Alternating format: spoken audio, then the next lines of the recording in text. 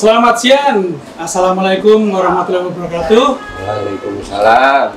Ketemu lagi dengan B1 Mart Channel. Untuk kali ini saya bersama Mas Hendri, kemudian Pak Hartono, selaku bagian purchasing ya Pak ya, sini ya. Jadi untuk kali ini mungkin Pak kita mau ngobrol-ngobrol mengenai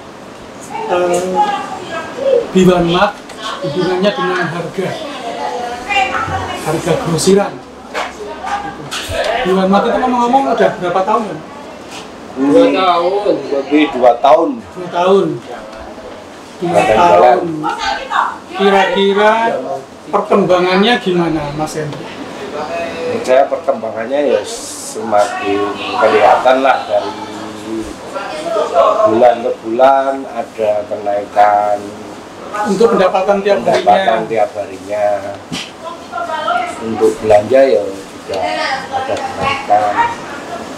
Dari tahun yang lalu ke tahun sekarang pasti kelihatan perbedaannya.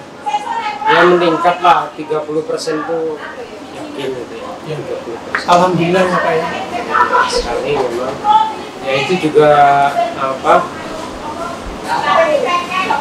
sangat menentukan gimana kita bisa menyediakan barang-barang dengan harga yang bersaing, bahkan harus bisa lebih murah gitu ya.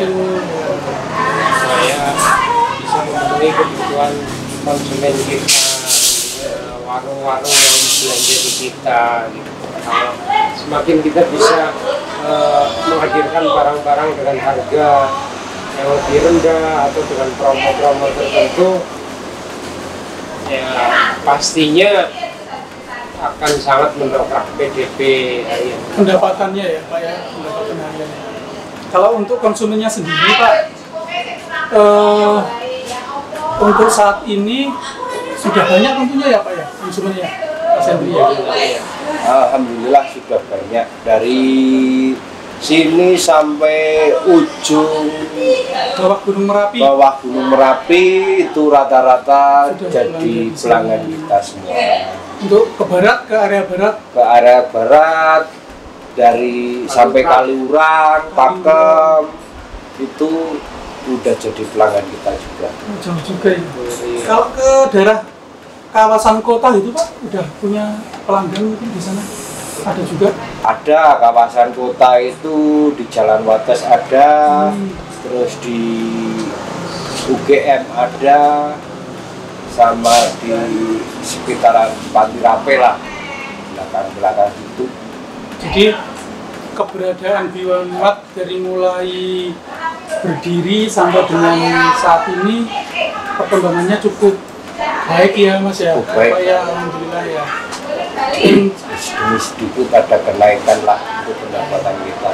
Tapi yang pasti karena memang bentuknya grosir, otomatis konsumennya banyak atau mayoritas ini ya Mas ya, Pak tengkulak ya untuk dijual lagi ya. Ya rata-rata tengkulak yang ada warung-warung yang di kampung-kampung, kalau di atas itu di wisatanya di Klangon, di Teras Merapi, di Kalitalang, di Kaliurang sebagian, di Merapi sana. Girpasan juga ada, Klaten.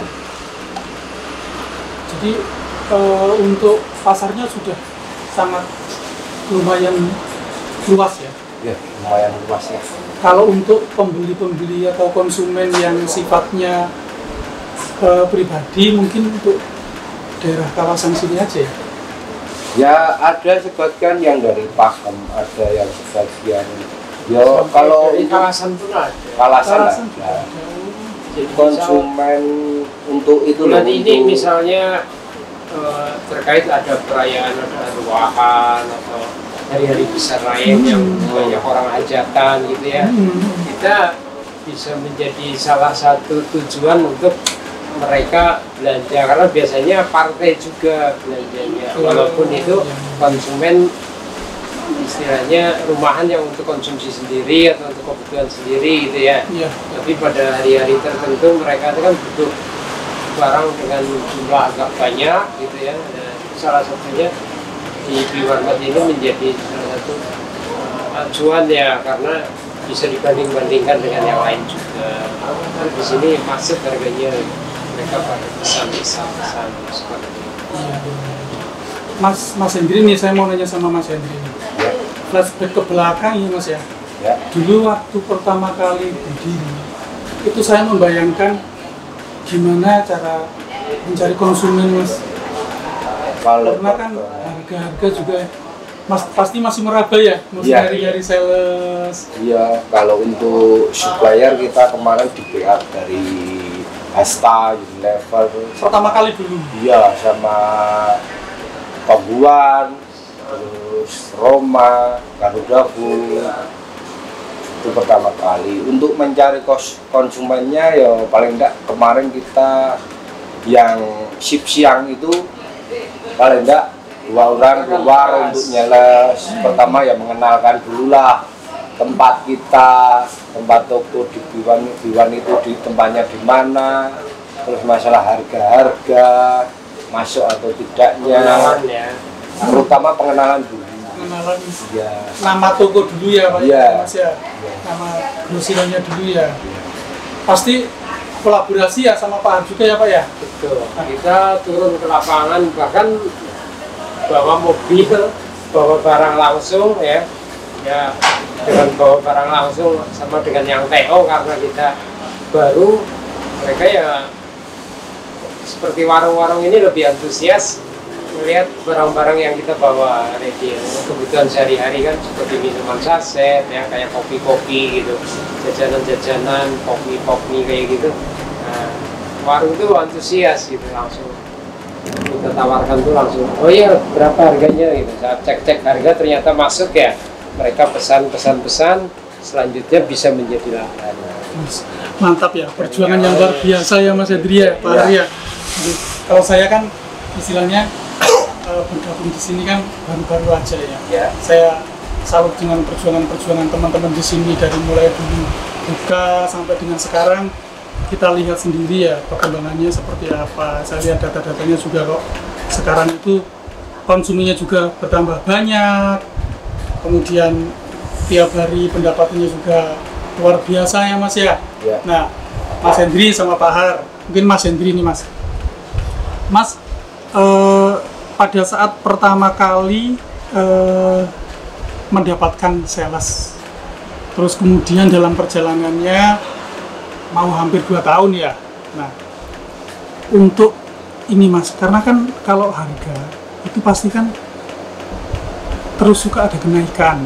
Ya. Nah, gimana Mas caranya Mas Hendri mempertahankan dengan harga yang memang terus naik, tapi konsumen masih tetap bisa tetap berlangganan di kita Mas. Itu. Nah, tentunya mungkin Mas Hendri lebih strateginya gimana cara nyari barang dengan harga yang tetap stabil.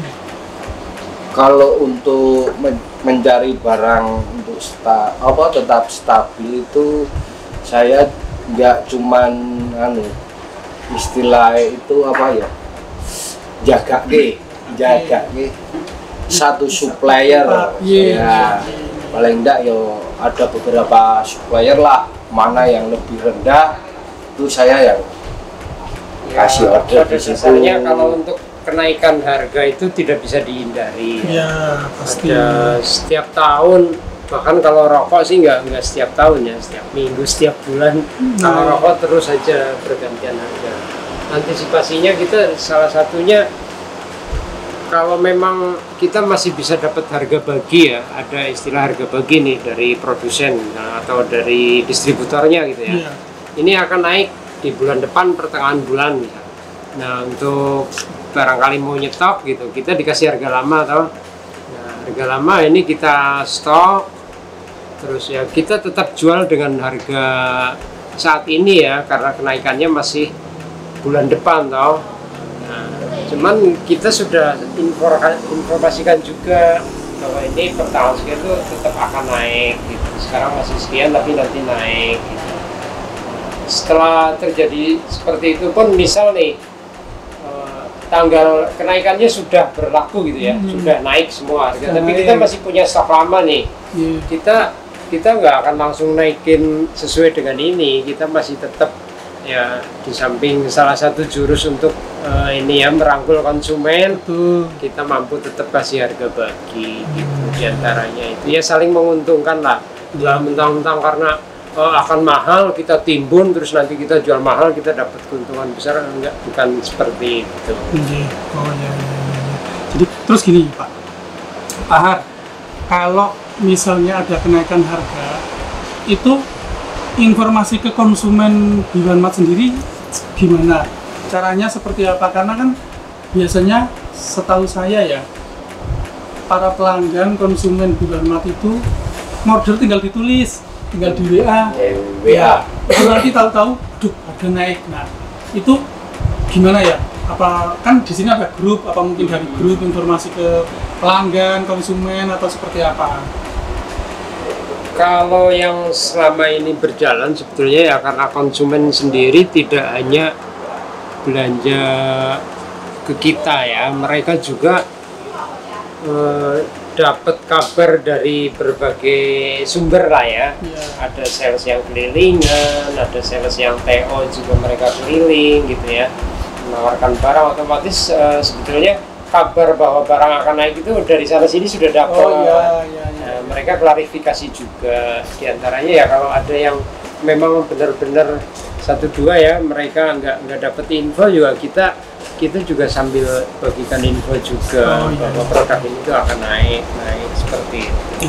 Jadi mungkin kita ambil kesimpulannya bahwa strategi kita untuk tetap memberikan harga yang paling baik itu tadi sudah disampaikan sama Mas Hendri ya. Jadi kita tidak hanya menggantungkan supplier satu untuk satu jenis barang. Jadi untuk satu jenis barang kita punya beberapa supplier.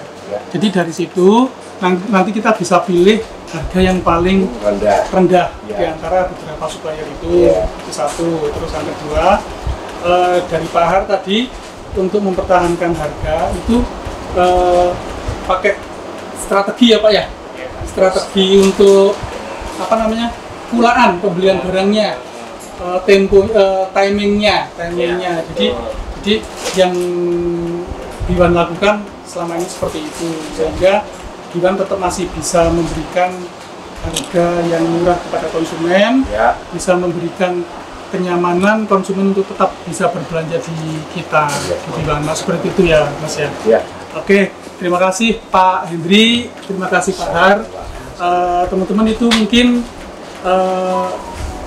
trik dan strategi dari tim Biwanmat untuk tetap bisa mempertahankan harga yang bagus, harga yang rendah untuk diberikan kepada para konsumen sehingga konsumen dapat mendapatkan harga yang bagus sehingga konsumen yang memang mayoritas itu para pengusaha itu dapat memberikan harga yang bagus juga kepada para pembeli retail, pada para masyarakat yang ada di sekitar kita, bahkan sudah mulai meluas ke daerah kota dan ke arah Sleman ya Mas ya.